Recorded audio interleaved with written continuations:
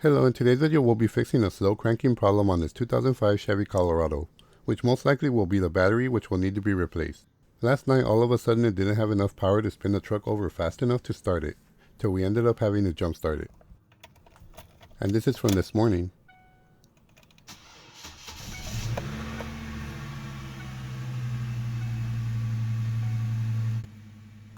You can hear that the turnover is a lot weaker than it should be. So the first thing I do is test the battery to verify that the battery is bad, with my trusty battery tester. And to run this test, all I gotta do is connect it to the battery and input the battery specs, and it does the rest.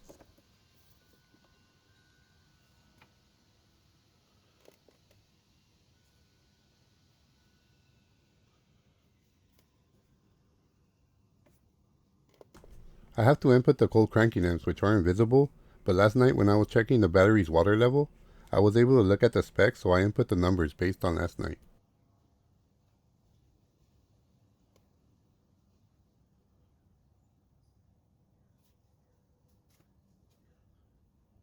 This thing can also test the alternator, so I may as well perform that test as well. But for this I'll have to start the truck and rev it up a little, making sure all accessories are off.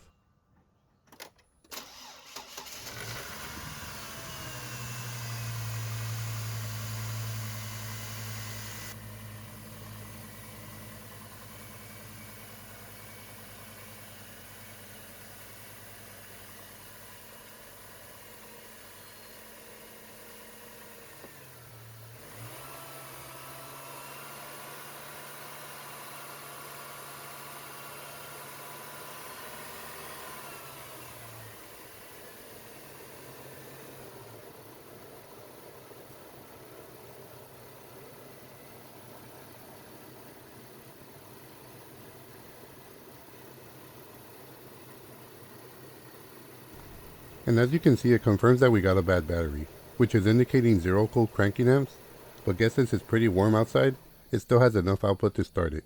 But first thing, you always want to make sure that your battery is fully charged, because a drained battery can also cause a sluggish crank, but this battery still had over 12 volts and was still putting out that low cranking amps. So with that verified, we can now begin removing the battery, using a 10mm socket to loosen and remove the battery terminals, starting with the negative terminal first.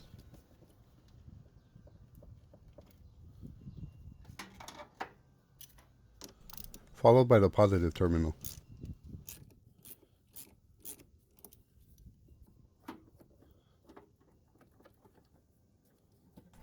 We'll now have to remove the batteries box. It'll have 2 clips on opposite ends, and to unhook this clip, all we have to do is push it on the tab and slide the box up so it's off the tab. Followed by the tab on the opposite end. Next, removing the battery box's vent hose, followed by removing the cover completely. And finally, we'll have to remove the battery's hold down. To remove the hold down nut, we'll need a 13mm socket plus a long extension.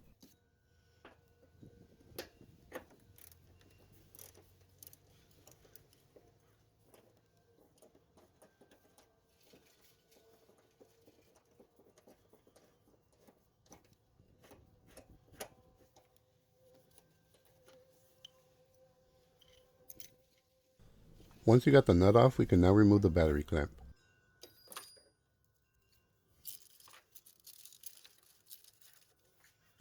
And we can now remove the battery.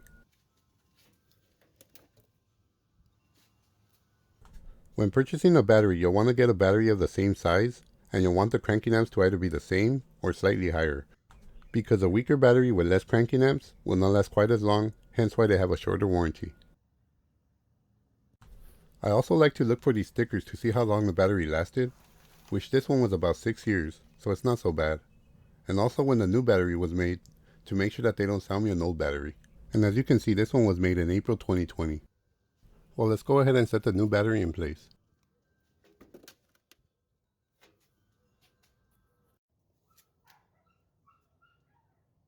Starting with the hold down clamp, followed by the nut.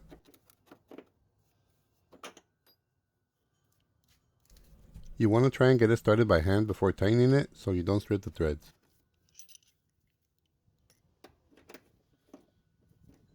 We can now go ahead and tighten it with the ratchet. You'll just want it to be snug, it doesn't need to be too tight.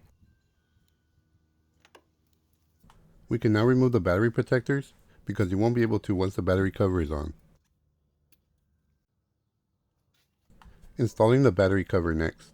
You may need to slide over the battery if the battery doesn't fit as centered to the cover. Next, you'll want to clean the battery terminals. I'm using a battery terminal cleaner. It works to clean the post and the terminals.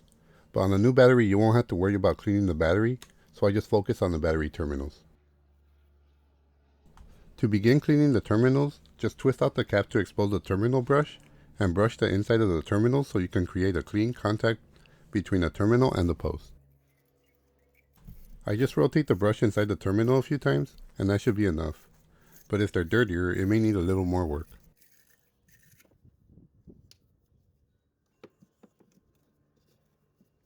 Followed by the negative terminal.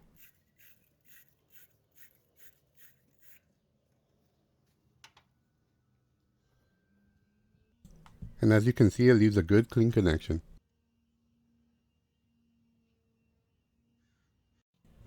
Well, let's go ahead and reattach the hose back onto the cover and reconnect the battery terminals. Starting off with the positive battery terminal.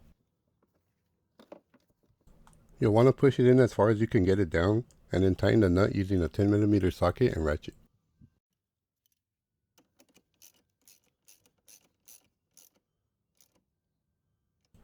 You'll want to check it to make sure that it doesn't wiggle around or slide off. Followed by reconnecting the negative.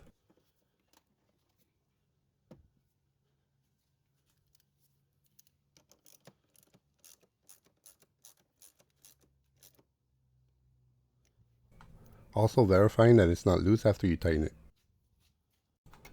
I'm going to do a quick battery check on this new battery just to see what the cranking amps are on this one.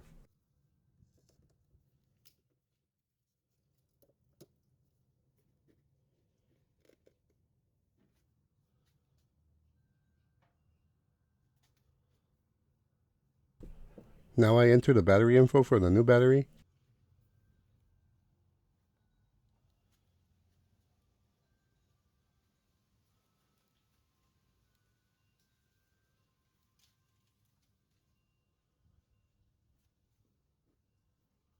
And I don't have to check the alternator anymore, so I just click the mode button to stop the test there.